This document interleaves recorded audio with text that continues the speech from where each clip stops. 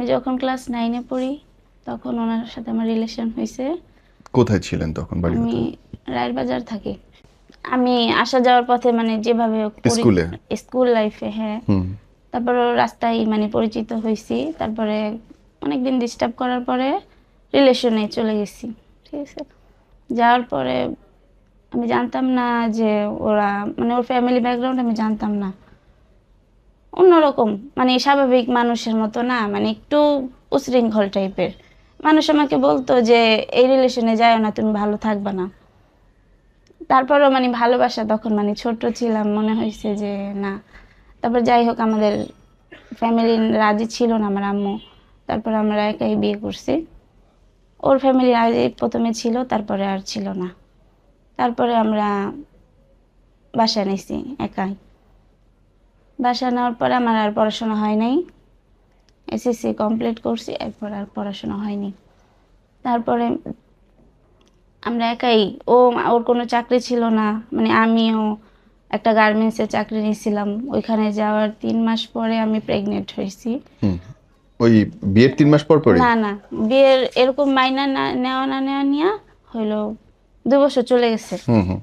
এরপরে আমি বাসা নেওয়ার পরে চাকরি নেওয়ার পরে 2-3 মাস পরেই আমি প্রেগনেন্ট। আর যেদিন শুনছি ওই দিনই ওর একটা চাকরি হয়েছে, ভালোই ছিল। মানে কিছু 2-4 বছর অনেক ভালো গেছে আমাদের। ওর ফ্যামিলি রাজি ছিল না। আয়শা ওর মা বোন অনেক অত্যাচার করতো, আমাকে গায়ে হাত দিত।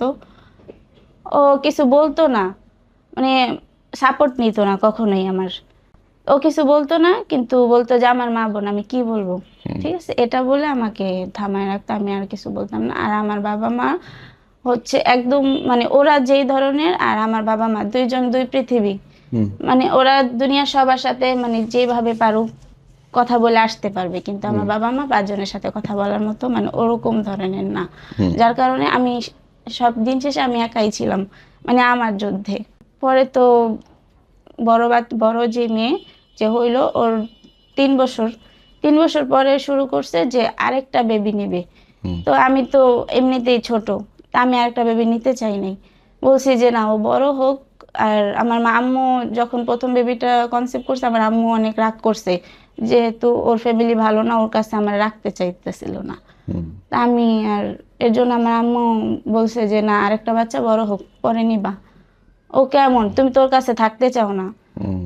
ডিভোর্সের বিষয়টা শুরু থেকেই আসতো। ও অনেক মারধর করতো আমাকে, অনেক মানে অনেক অত্যাচার, যেটা মানে হাতে মানে দেখলে বুঝবে, না হলে বোঝা যাবে না।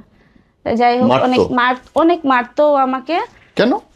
মারতো মানে ওর মানে বললাম না ফার্স্টে যে ও তো ওই ধরনের না। ও রাস্তার বখাটে ছেলেদের সাথে চলাফেরা করতো, মানে আমার প্রতি যে ওর কখনো মায়া ছিল ওটা আমার মনে হয় না। কিন্তু আপনি তো কিন্তু আমি বলতেছেন যে তো, প্রেমের বিয়ে। হ্যাঁ, প্রেমের বিয়ে আপনি ছিল। ভালোবাসছেন, অথচ আমিও মায়া নেই। ভালোবাসছি, আর আমার কাছে মনে তো ও আমাকে ভালোবাসে হয়তো বা একটু রাগ। হ্যাঁ। কিন্তু সেটা রাগ ছিল না, সেটা কোনো মায়ার ভিতরেই ছিল না, আমি বুঝি নাই। হ্যাঁ। পরে আরেকটা বেবি আমি নিতে চাই না, তা নিয়ে অনেক, আমি রোজার মাস ছিল, রোজা রাখছিলাম। ও রাত্রে বাসায় থাকতো না, এই ইস্যুটা নিয়ে সবসময় আমাদের ভিতরে হ্যাঁ। ঝামেলা হইতো যে রাত্রে কেন বাসায় থাকো না। রাত্রেও বাসায় থাকতো না, কিন্তু আমাকে ব্লেম করতো যে আমি ইমোতে আমি অন্য মানুষের সাথে কথা বলি। তা আমি বলতাম যে যদি আমি কথাই বলি, তোমার যদি এত সন্দেহ হয় তাহলে তুমি তুমি থাকো। বাসায় থাকো। হ্যাঁ। তুমি বাসায় থাকো না, তুমি বাইরে থেকে তুমি আমারে সন্দেহ কেন বাইরে করো? কই থাকতো? বাইরে রাস্তায় ছেলেদের সাথে কি করতো না করতো আমি জানি না। ঘরে বউ বাচ্চা রেখে বাইরে হ্যাঁ, থাকতেছে? বাইরে বাইরে আড্ডা মারতো। এবং আপনি সেটা মেনেও নিচ্ছেন? আমি মেনে নিচ্ছি, আমি বারবার বিচার দিচ্ছি আমার বাবা মার কাছে। ওনাদের একটাই কথা, তুমি কেন গেছো? তোমার নিজের চয়েস ছিল, আমরা তো তোমার নিষেধ করছি। হ্যাঁ। তখন আর কিছু বলার থাকে না। যাই হোক, ও মারধর করলে, এগুলা নিয়ে মারধর করলে বাবার বাসায় যাইতাম। ওইখানে 2-4 দিন থাকলে আবার নিয়ে আসতো, মানে এরকম করেই দিনগুলো চলে গেছে। তারপরে মানে আরেকটা বেবি নিব না, এগুলা নিয়ে অনেক ই করছে যে আমি, আমার একটা চাচা আছে, ওনার কাছে যাই বিচার দিছে যে আহ, ও আমার কাছে থাকতে চায় না, কারণ ও পরক্রিয়া করে। আপনার আমাকে আপনার বলছে, নামে হ্যাঁ। বলছে? হ্যাঁ। আমি বলছি যে আমি পরক্রিয়া করি, তার কোনো প্রমাণ দাও। হুম। কোনো প্রমাণ তো নাই। আর সারা রাত বাইরে থাকার পরে যখন সকালে বাসা আসতো, তখন আইসা উল্টাপাল্টা কথা বলতো যে তুমি কার সাথে কথা বলছো রাতভর। হুম। ওগুলা নিয়ে সবসময় মারামারি। আমি রোজা ছিলাম, তখন হচ্ছে ইফতারের আধা ঘন্টা আগে এগুলা নিয়ে ও আসছে সারাদিন পরে বাসায়। তো এগুলা নিয়ে অনেক বেশি গ্যাঞ্জাম হয়েছে। তারপর আমাকে রোজা অবস্থায় আমার পেটের ভিতর লাথি মারছে, মানে অনেক মারছে। তারপর ওই অবস্থায় আমি সেন্সলেস হয়ে গেছি। তারপরে সেন্সলেস হয়েছি আমার আব্বুর বাসার কাছে, মানে গেটের সামনে যাওয়ার পরে অনেক ইয়া করে আমি বাসায় গেছি, আমার আব্বুর বাসায়। তখন ইফতার আজান দেয়নি। তো আমি ওখানে অজ্ঞান হয়ে গেছি, আমার বাবা উঠায় নিয়ে তারপরে আসছে ওর কাছে, যে আমার রেখে আসছে আমার আম্মুর বাসায়। কিন্তু ওর কাছে এসে জিজ্ঞেস করছে যে তুমি ওরে কেন মারছো, রোজা ও। আমার বাবাকে উল্টাপাল্টা কথা বলছে, ও আমার বাবার গায়ে হাত তুলছে 2-3 বার। আর আম্মুকে অসম্মান করে সবসময় কথা বলে, যে কারণে ওর সাথে আমার কখনোই মানে ওইভাবে সম্পর্কটা যাইতো না, সবসময় টানাটানি লেগে থাকতো। তারপরে এরকম আমি যখন ওই বাসা থেকে চলে আসছি, তারপরে আবার কিছুদিন এরকম। পরে একদিন আমার আমার মেয়ের ঠান্ডা লাগছে। তোর বোন আমার বলতেছে যে, ও আমার বলতেছে যে দুর্গামন্দির গলিতে আসো, ফার্মেসির সামনে ওর একটা ফাইল আছে, ওটা নিয়ে আসো, ওর ডাক্তার দেখাইতে হবে বাচ্চাকে। বাচ্চার ফুপি আর বাচ্চার বাবা একসাথে ছিল, আমি বাসায় ছিলাম। পরে আমি গেছি, যাওয়ার পরে ওর বোন আমাকে উল্টাপাল্টা রাস্তার ভিতরে বকতেছে যে বাচ্চার কেন ঠান্ডা লাগছে, বাচ্চার ঠান্ডা লাগছে। বাচ্চা তার আগের দিন তাদের বাসায় ছিল, ওইখানে থেকেই ঠান্ডা জ্বর আসছে। আমাকে উল্টাপাল্টা বকতেছে। রাস্তায় অনেকগুলো ছেলেরা আড্ডা মারে না, ওইখানে দাঁড়ানো ছিল। তো উনি ঠাস করে, মানে আমি বলছি কি তোমার বোন রাস্তার ভিতরে কেন আমারে মানে এরকম ভাষা কেন করতেছে। তারপর ওর বোন ঠাস করে আমার চুলের ভিতর, মানে চুলের ভিতর দিয়ে রাস্তার ভিতরে আমার মারতেছিল। আপনার জামাই আপনারে মারে, আপনার ননদ আপনারে মারে, মানে ওরা কি গড ঢোল পাইছে যে আপনি পেটাবে? মানে ওনার আমার হাজবেন্ড আর ওর ফ্যামিলি সবাই ভাবে মানে ওদের ঊর্ধ্বে কেউ কিছু করতে পারবে না, তারা অনেক কিছু, তারা জ্বালা নিজেরা যন্ত্রণা ভাবে। আপনি কত বছর সহ্য করছেন একটা না? 11 বছর। ফাইনালি কেন ডিভোর্স দিতে মনে হলো? ফাইনালি ডিভোর্স দিছি, এই যে বেবি আরেকটা নিবে এর জন্য বারবার ব্লেম করতেছিল। তো আমার মানে গার্জিয়ানের কাছে যায়, মানে আমার এক চাচা আছে, ওনার কাছে গেছে বিচার নিয়ে, যে আপনার ভাস্তি পরক্রিয়া করে, ও কেন বাচ্চা নিবে না, এর কারণে বাচ্চা নিবে না, কারণ ও পরক্রিয়া করে।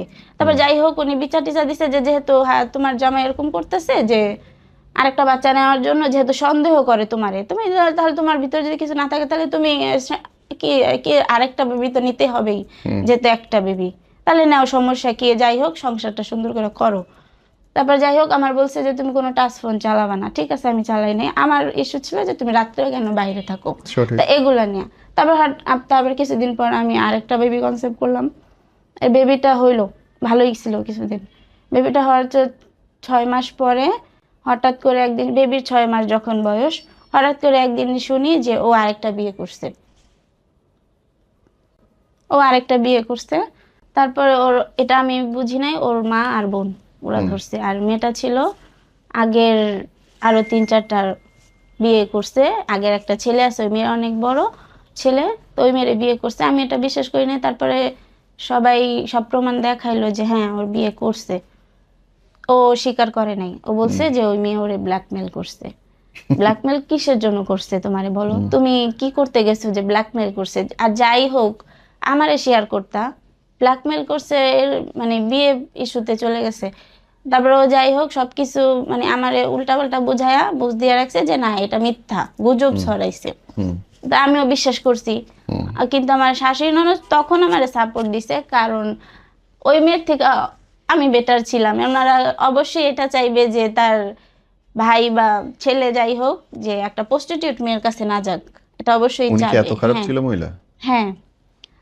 তারপরে যাই হোক ওই আমি বিশ্বাস করি নাই, ও আমাকে যাই বুঝাইছে আমি তাই বুঝছি। ও আমাকে একটা ডিভোর্সের কাগজ দেখাইছে, যে হ্যাঁ ও যখন সবকিছু ধরা খাইছে তখন ও বলছে যে না আমি মানে ইসে পড়ে গেছিলাম, তখন আমি বিয়ে করি নাই, কিন্তু আমারে ছড়াইছে যে আমি ওর হাজবেন্ড, এর জন্য আমি ওর থেকে বাঁচার জন্য আমি একটা ডিভোর্সের কাগজ বানাইছি। বিয়ে ছাড়া ডিভোর্সের কাগজ বানাইছে, আমাকে সেটা বুঝাইছে, আমার কাগজ দেখাইছে। আমিও ভাবছি যে তাহলে সত্যি মনে হয়, মানে সবকিছুই অন্ধবিশ্বাস ছিল। তো যাই হোক সত্যি। পরে সবাই মানে কেউই আমার সাপোর্টে ছিল না। তো হঠাৎ করে একদিন আমি ওরা বলতেছি যে আমি একদিন মানে এটা সত্যিটা প্রমাণ পাইছি যে না ও আমাকে মিথ্যা বলছে। আমার ফুপ্পি ছিল, সে আমার দেখাইছে যে দেখো জামাইয়ের অন্ধবিশ্বাস করো, এখন দেখো যে কি করছে তোমার হাজবেন্ড, সত্যি ওই মেয়ের সাথে সম্পর্কে আছে। তারপর ওরা আমি বলছি আচ্ছা ঠিক আছে, তুমি যদি সম্পর্কেই যাও তাহলে কেন আরেকটা বেবি নিলা? বেবিটা অনেক ছোট, এখন যদি আমি কোনো কিছু করি এই বাচ্চা দুটার কি হবে? তো ও বলছে যে, আমি বলছি যে তাহলে আমার যে গার্জিয়ান, আমার চাচা ছিল, যা আবার ওর কাছে দিল যে আরেকটা বেবি নাও, সংসার ঠিক হবে। আমি বলছি যে তাহলে আমার চাচারে ডাকি, তুমি ওনার সাথে কথা বলো, যদি ওই মেয়ে তোমারে কোনোভাবে ব্ল্যাকমেল করে কোনো বিষয় নিয়ে, সেটা আমরা দেখব। তো রাজি ছিল না, ও কারোর সাথে কথা বলবে না, ও মানে উল্টাপাল্টা কথা বলতেছে, মানে আমি এলাকা ছেড়ে দিব, তারপরও তো মানে এরকম। পরে আমার চাচারে আনছি, ওইখানে আমার চাচার সামনে বেয়াদবি করতেছিল, ওর গার্জিয়ানও ছিল, বেয়াদবি করতেছে। পর ওনারা 2-3টা থাপ্পড় মারছে ওরে আমাদের রুমের ভিতরেই। তো থাপ্পড় মারার সাথে সাথে ও আমার বেয়াদবি করতেছে, পরে সবাই চলে গেছে বাসা রুমের থেকে, আমার চাচা আর ওর গার্জিয়ান যারা ছিল। হুট করে ও কি করলো, সুকেসের গ্লাস ছিল ওইখানে হাত বাড়ি দিয়ে ওর হাত কেটে ফেললো। আর সুকেসের উপরে বড় একটা ছুরি ছিল, ওইটা যে ও কখন এনে রাখছে আমি ওটা জানি না। তো ওইটা বের করে আমার বাচ্চাটা আমার কোলে ছিল ছোটটা, তো ওইটা সহ আমার রাস্তার ভিতরে দৌড়ানি দিচ্ছে ওই ছুরি দিয়া, মানে ও আমারে মারবে। হায় হায়, পুরো তো রাস্তা আমি ফিল্মি। দৌড়াইতেছি, হ্যাঁ পুরো রাস্তা আমি ওই বাচ্চা কোলে নিয়ে দৌড়াইতেছি, আর ও আমার পিছনে, ওর পিছনে ওর পুরা ফ্যামিলি। হায় হায়, তারপর আমার ফুপি তো যে সিনেমা। বাসা, হ্যাঁ ফুপি যে বাসায় ছিল ওই বাসার উনি মেন গেট খুলে দিছে যে তুমি বাসার ভিতরে ঢুকে যাও। তো ওই বাসায় সিসি ক্যামেরা ছিল, এটা ভাবছি যে সিসি ক্যামেরা আছে, যদি দেখে ওরে পুলিশে ধরে, এটা ভাইবা আমি ওই বাসায় ঢুকি নাই। আমি একটা ছোট্ট একটা বাসায়, মানে ছোট একটা গেট ছিল পাশে, ওই বাসাটায় ঢুকছি। ঢোকার পরে ওর মা যেভাবে হোক করে নিয়ে আসছে, সবাই আমার বলছে তুমি এইভাবে সেফ না, তুমি মোহাম্মদপুর থানায় যাও বাচ্চা নিয়ে, হ্যাঁ। কিছু একটা করোনা হলেও তোমার যে কোনো সময় কোনো একটা ক্ষতি করতে পারে, যেহেতু রাস্তায় ওপেনলি সবার সামনে ও চুরি নিয়ে নিজের ওয়াইফ বাচ্চা সহ, বাচ্চাটা ছোট 8 মাসের, 7-8 মাসের, তুমি ও যাইতে পারে, তাহলে রুমের ভিতরে তোমার কি করবে? পরে মোহাম্মদপুর থানায় আসছি, আসার সাথে সাথে ওসির কাছে যাওয়ার পরে বলতেছে যে আপনার নাম কি সোনিয়া? পরে আমি বলি হ্যাঁ। আপনার হাজবেন্ড আপনার নামে জিটি করে গেছে একটু আগে। কেন? মানে আমি তো, আমাকে বলতেছে আপনি তো ডেঞ্জারাস। কেন? আমি কি, মানে আমাকে বলেন কি হয়েছে? পরে আপনি নাকি আপনার হাজবেন্ডকে রুমের ভিতরে তার ফ্যামিলি নিয়ে, আপনার ফ্যামিলি নিয়ে মানে মারধর করছেন, ভাঙচুর করছেন। মানে দাবরানি খাইলেন আপনি? হ্যাঁ, জিডি কিন্তু হলো আপনার জিটি নামে, করছে আমার নামে। কেসও করলো আপনার নামে? হ্যাঁ। আরে এ তো তারপরে দারুণ আমি বলছি জিনিস। যে ঠিক আছে, আপনারা চলেন, যেহেতু 2-3টা একই ইস্যু, আপনারা যান, যে সত্যটা প্রমাণ দেখেন, কে সত্যি কে মিথ্যা, তারপর তারটা নেন। 3জনেরটা তো আর নেওয়া যাবে না, শাস্তি তো যে কোনো একজনকে দিতে হবে। তারপর আমাদের ওই বাসার গেল পুলিশ, যাওয়ার পরে সবকিছু শুনে বুঝতে পারছে যে তাদেরটা না আমারটা। পরে ওদের 2টা ক্যান্সেল করে আমারটা নিল। তারপর পুলিশ আসলো যে তুমি কি চাও? আমি বলছি আমার বাচ্চা ছোট, আমি সংসার করতে চাই। অবশ্যই সংসার করতে চাই, ওদের কি হবে? আমি কিছুই চাই না। আমি বলতেছে যে তুমি চাইলে তুমি ওরে 7 বছরের জেলে দিতে পারো। পরে আমি বলছি যে না, যদি ও নিজের ভুল বুঝে আসতে পারে তাহলে আমি ওরে নিয়ে সংসার এরপরে আপনি করব। সংসার করবেন? হ্যাঁ।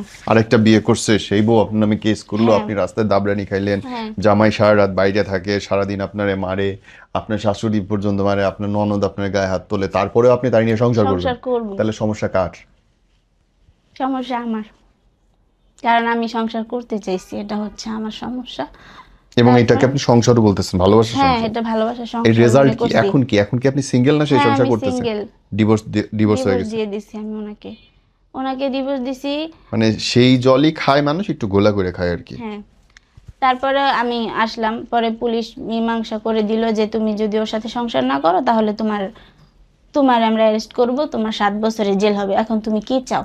তো বলছে যে আচ্ছা ঠিক আছে আমি সংসার করব, কিন্তু আমি এখান থেকে অনেক দূরে চলে যাব। আমাকে বলছে তুমি কি চাও? আমার হাজবেন্ড আমাকে যেখানে নেবে আমি সেখানেই যাব, সমস্যা নেই, কিন্তু আমি সংসার করব।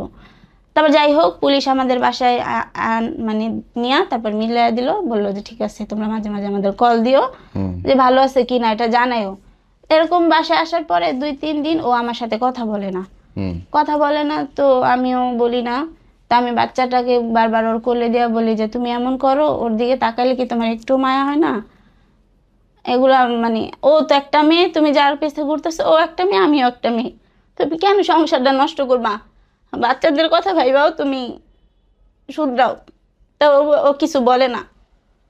অনেকদিন আমার সাথে কথা বলে নাই, হঠাৎ করে 2-3 দিন আমার সাথে মানে ভালোই কথা বলা শুরু করছে। তো আমি একদিনকে ফোন দিছি, ওর অফিস ছুটি হয় 6টা 7টায়।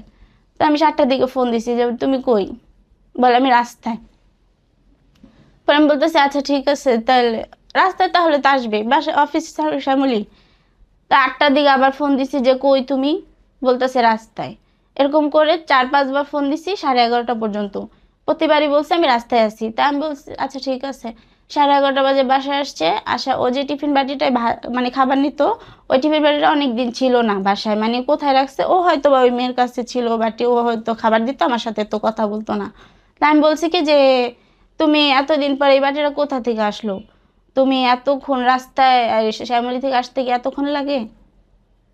তো বাটিটা আমি জোর করেই মানে জোরেই রাখছি। রাখার সাথে সাথে ও কি করলো, বাচ্চা দুইটারে আমার কিছু বলে নাই, বাচ্চা দুইটাকে কি করলো পাশের রুমে যে ভাবি থাকে তার কাছে দিয়ে আসছে। দিয়ে এসে দরজা আটকাইছে। দরজা আটকে আমাকে মানে অনেক বাজে ভাবে মারতেছিল। মারার মানে মারতে মারতে মানে আমাকে একবার নিচে একবার খাটে এভাবে মারতেছিল। তো লাস্ট পর্যন্ত আমার বুকের উপরে উঠছে, উঠে পুরা শরীরে কামড়াইতেছিল, পুরা শরীরে কামড়াইতেছিল। আমি চিল্লাইতেছি যে তুমি আমার মাফ করে দাও। Oh my God. ও কি করলো, তারপরে আমার ধইরা নিচে ফালাইলো, ফালায় আমার বুকে একটা পা দিছে, গলায় একটা পা দিছে, দিয়া দাঁড়াচ্ছিল। তখন হয়তো নিজেরা সেভ না করলে আমি তখনই মারা যেতাম। তা আমার কাছে শুধু বাচ্চার কান্নাগুলো চোখে ভাসছে যে আমি মারা গেলে ওদের কি হবে। আপনার বুকের উপরে দাঁড়ায় আছে, পা দিয়ে আপনার হাজবেন্ডের গলার উপর। হ্যাঁ, তারপর আমি মানে এগুলা চিন্তা ভাবনা করে আমি কি করছি, অনেক জোর করে ওরে মানে পা দুটা ধরে আমি ধাক্কা মারছি। পরে ও সরে গেছে। সরে যাওয়ার পরে ও আবার আমার টাইনা নিয়ে বিছানায় শোয়াইছে। শোয়া বলতেছে যে আমি অনেক ভালো ছিলাম, তুই আমারে খারাপ করছিস, আমি কবরস্থান থেকে আসছি। মানে ও আমাকে এই মিন করিতেছে যে ওর সাথে খারাপ কিছু আসছে, মানে ও আমাকে এটা বুঝাইতেছে যে আমি এখন, তখন রাতের 1:30 বাজে, তখন রাত 1:30 বাজে ও আমার বলতেছে বুদ্ধিজীবী কবরস্থান আমার এখন নিয়ে রাইখা আসবি। 1:30 আরে বাজে। নাটক, আরে নাটক। আমি আমি না কিছু বলি না, ও কি করলো এটা বলে দরজা খুলে ও বের হয়ে গেল। আমি আমি কি করতেছি আমি নিজেই জানি না, আমি ওর পিছনে চলে গেছি। বাইরে অনেক বৃষ্টি ছিল।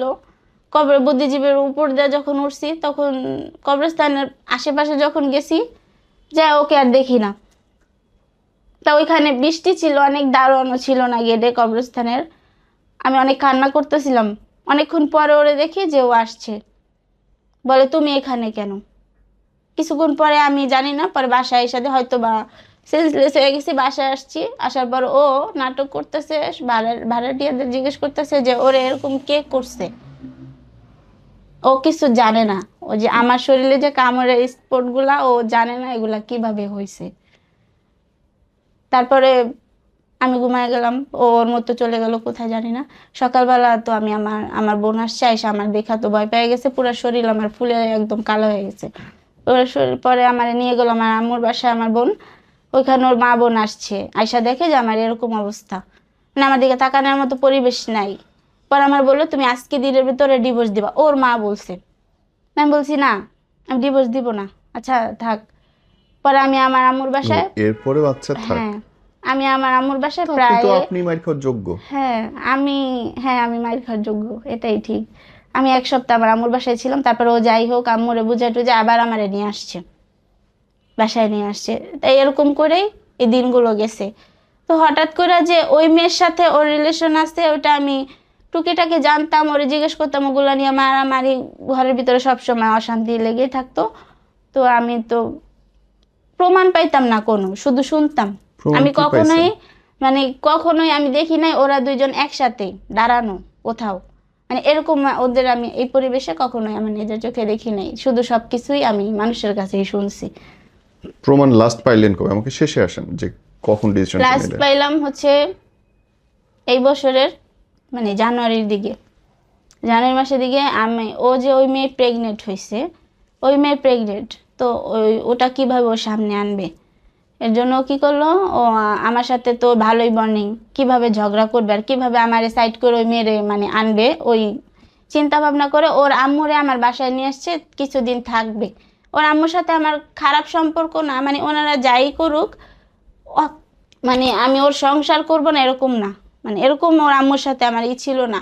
লাস্টের দিক দিয়ে ওর আম্মু আমার অনেক সাপোর্ট করছে ওই মেয়ের কাহিনীর পরে। তারপরে কি করলো, ওর আম্মুরে দিয়া আমাদের বাসায় আনলো। কি করলো, ওর আম্মু যখন আমাদের বাসায় আসলো বেড়াইতে, ও আমার সাথে কথা বলা বন্ধ করে দিছে টোটাল। মানে ওর আম্মু আমার সাথে থাকে ভালো কথা, আমি বলছি তোমার আম্মু, তুমি একটা ছেলে, থাকতেই পারে আমাদের সাথে। তো আমার সাথে একদম কথা বলা বন্ধ করে দিছে, আমার সংসারের বিষয়ে কোনো কথাই আমার সাথে শেয়ার করে না। ওর মতো করে অফিসে যায়, আবার ওর মতো হয়ে আসে। তা আমি বলছি কি, আমি একদিন রাগ হয়ে বলছি, ও আম্মুরে বলে যে চলো বাইরে ঘুরতে যাই। মানে আমি বসে আছি, আমি সারাদিন অফিস করে যাই, ও বলতেছে ওর আম্মুরে চলো বাইরে থেকে ঘুরে আসি, আহ, একটা মানে কোনো কিছু সংসার দরকার, ওর আম্মুরে দেয়। তাই এগুলা নিয়ে আমি একটু রাগ করতাম যে তোমার আম্মু, আমি তো ঘরের কেউই না, মনে হইতেছে মনে হয় আমি মেহমান। তো এগুলো নিয়ে অনেক কি কইছে। আমি পরে একদিন কি করলো, আম্মুরে নিয়ে ঝগড়া রোজার মাসে, এটাও রোজার মাস ছিল। তারপর ও বলতেছে যে তুই তোর বাবার বাসায় চলে যা। আমি কেন যাব, তোমার আম্মু বেড়াইতে আসছে, হাই বেড়াইছে, এখন চলে যাক, যেহেতু আমাদের ভিতরে সম্পর্কটা অন্যরকম হয়ে গেছে। ও আমার সাথে মানে এক বিছানায় থাকতো না, ও আরেক জায়গায় থাকতো, ওর আম্মুর আমার পাশে শোয়াইতো, এরকম করতো। তাই ওর সাথে আমি কথাই বলার সুযোগ পাইতাম না এরকম। তাই এগুলা তো আমি একটু রাগ করতাম। তা বলতো যে আমার আম্মুই থাকবে, তুমি চলে যাবা। তো এগুলো নিয়ে অনেক অনেক ঝগড়া হয়েছে। তাই ওই দিনকার যেদিন আমি বাসা থেকে লাস্ট বের হয়েছি, ওই দিনও আমারে অনেক মারছে, যে ওর আম্মুরি শুনিয়ে অনেক মারছে মারছে। ও মানে ও কি করে, মারার সময় কেচি নিবে, কেচি দিয়ে আমার চুল কেটে দিবে, গ্যাস লাইট নিবে যেটা দিয়ে আমার স্কিন পুড়ে দিবে। ও আমাকে সব সময় থ্রেট করতো যে অ্যাসিড মেরে দিবে আমাকে, বা ব্লেড দিয়ে আমার স্কিনে মানে চেহারায় স্টেপ দিয়ে দিবে। এই ধরনের ব্ল্যাকমেল আমার সবসময় করে। তো আমারে গ্যাস লাইট দিয়ে মুখ পুরা দিতে, মানে বারবার গ্যাস লাইট গুলো আমারে মুখের ভিতরে জ্বালাইতেছিল। তা আমি অনেক চিল্লাইছি, জ্বালানা দিয়ে অন্য ফ্ল্যাটের মানুষগুলো ডাকতেছে যে আমাকে কেউ বাঁচাও। তখন রাত 3টা বাজে। ওর আম্মু আমাকে মারছে ওদিনকা, ও মারছে। তারপর যাই হোক, সকালবেলা আমি কোরআন শরীফ নিয়ে বসছি, ওদের এইসব সহ্য করতে না পারে আমি নিজেকে মানে আমি বাঁচাতে পারতেছি না। তারপরে কি করলাম, এখান থেকে সরে আমি যা কোরআন শরীফ নিয়ে বসছি, তার কিছুক্ষণ পরে ওরা ওদের মতো ঘুমায় গেছে। সকালবেলা হয়েছে, আমি বাসায় চলে আসছি। বাসায় যাওয়ার 1 সপ্তাহ পরে দেখি ওই মেয়ে টিকটক সারছে, মানে আলট্রাসাউন্ডের রিপোর্ট, প্রেগনেন্ট ও। আমি বলতেছি যে ওর তো বিয়ে হয় না, ওর সাথে ওর ডিভোর্স হয়ে গেছে, ও প্রেগনেন্ট কিভাবে হইলো? আর ডেটটা জুম করে দেখি যে ওই মেয়ের 4 মাসের প্রেগনেন্ট। তা আমি তো 1 সপ্তাহ আগে বাসায় আসছি, তা 4 মাসের প্রেগনেন্ট, এ বাচ্চার বাবা কে তাহলে? তারপর সবকিছু খোঁজ নিয়ে দেখি যে বাচ্চার বাবা ও। এর আপনার কারণে, হাজবেন্ড? হ্যাঁ, এর কারণে আমাকে এভাবে বাসা থেকে মানে কিভাবে সরাবে। পরে আমি আমার বাচ্চা দুইটারে নিয়ে চলে আসছি, ডিভোর্স দেই নাই, ভাবছি যে বললো যে একটা মানে সবাই আমাকে বলতেছে তুমি একটা মামলা করে রাখো, হুম। ডিভোর্স না দিতে চাইলেও একটা মামলা করো। তো মামলা করে আসছি আমি কোর্টে যায়া। মামলা করার পরে ও বাচ্চা দুইটা 3-4 দিন পরে বাচ্চা দুইটারে নিয়ে গেছে। তারপরে শুনি যে আমার ঘরে সব, আমি চাকরি করে আমি আমার সব ফার্নিচার কিনছি, ওই ঘরে আমি বের হয়ে গেছি, ওই মেয়েরে আনছে, আইনা ওই মেয়েরে নিয়ে সুন্দর করে সংসার করতেছে। সাথে আমার 2টা মেয়েও ছিল, মানে আমি সাইড। তারপরে এগুলা পর আমি গেছি, আমার সবাই বলতেছে তোমার সংসার তোমার জিনিস, তুমি এখনো তোমার হাজবেন্ডে ছাড়ো নাই, আরেকজন এসে রাজত্ব করতেছে, তুমি এগুলা দেখতেছো কেন? তুমি কিছু একটা করো। তারপর আমি গেছি, যাওয়ার সাথে সাথে ওই মেয়ে বলতেছে তুমি এখানে কেন আসছো, মানে আমার সংসার আমারই বলতেছে তুমি এখানে কেন আসছো। তা আমি বলছি, পরে ওর বড় বোন, আমার হাজবেন্ডের যে বড় বোন ছিল, ও বলতেছে তুই এখানে কেন? বলতেছে এটা আমার আমার স্বামীর ঘর। বাহ। তারপরে যাই হোক, যে তোর স্বামী নাই সে এগুলা বলে হাতাহাতি লাগছে। পর ওই মেয়ে মানে প্রেগনেন্ট, কিন্তু ও আমার গায়ে হাত তুলতে আসে, ও আমার মানে মুখের মানে আমারে ধরে আমার আর কেচি নিতেছে, আমাকে মারবে এরকম একটা বিষয়। তারপরে এগুলা মানে আর সহ্য করতে পারি না। এরপরে ভাবছি যে না, এখান থেকে এবার মুভ অন করি। তা যাই হোক, বাচ্চা আমি ডিভোর্স দেওয়ার পরে আমি সবাই বলতেছে বাচ্চা দিবে না, কেউ আমার 2 বাচ্চা আমাকে দিবে না, ওরা দুইজনই ছোট। তা আমি ওদের নিব এর জন্য করে গেছি। যাওয়ার পর আমাকে বলছে যে তুমি একটা আপোষনামা বানাও, ওইখানে তুমি উল্লেখ করো যে তুমি যদি তুমি বাচ্চা নিতে চাও, বাচ্চা দিবে প্লাস তোমার বাচ্চার খরচ দিবে। হুম। বাচ্চার খরচ কত দিবে সেটা তুমি তার ইনকাম বুঝে অ্যামাউন্টটা বসা, যেটা উনি দিতে পারবে। তা আমি বলছি যে ঠিক আছে 10,000 টাকা লেখেন, 2টা বাচ্চা, ওদের পড়াশোনা আছে, সব খরচ মিলে 10,000 টাকা লেখেন। পরে ওইখানে উল্লেখ করা আছে যে বাচ্চার খরচ আর বাচ্চার মাকে দিবে, যদি না দেয় তাহলে সেই ক্ষেত্রে তার নামে নারী শিশু মামলা হবে।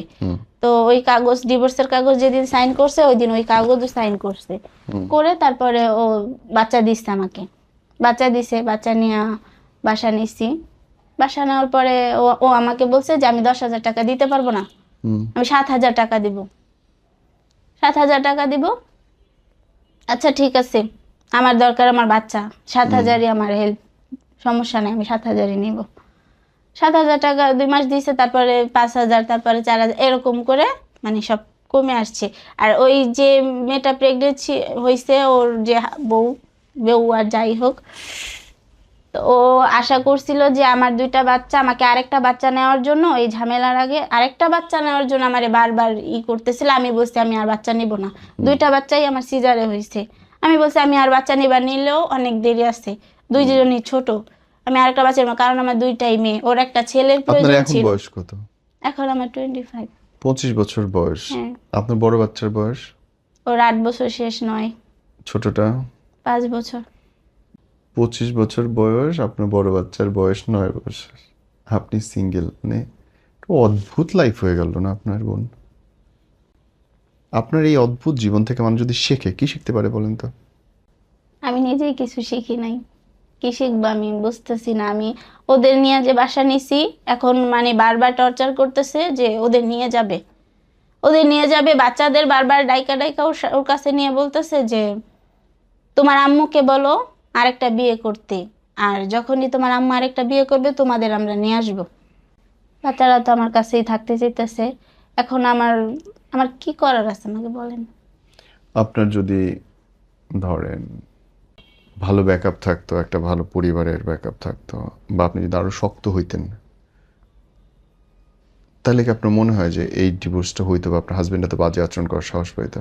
আমার প্রবলেম এইখানেই, আমার পরিবার থেকে আমার কোনো সাপোর্ট ছিল না, আমি এবং শুধু আপনিও এই কখনো একা। প্রতিবাদ করেন নাই? না, এটাই আপনি সমস্যা একবার ছিল। মাইর খেয়ে পরেরবার পিটে দিচ্ছেন আরেক গাল যে মারো, হুম। এবং যে শারীরিকভাবে আঘাত করে সে কোনোদিনই ভালোবাসে না। সেই ডিভোর্সই হলো, সেই সিঙ্গেলই থাকতে হলো, সেখান থেকে আসতে হলো, কিন্তু মাঝখানে এতগুলো বছর নষ্ট হলো আপনার। এ নিয়ে বোন আমরা দোয়া করি আল্লাহ আপনাকে সুস্থ রাখুক, আপনার বাচ্চাদেরকে ভালো রাখুক, এবং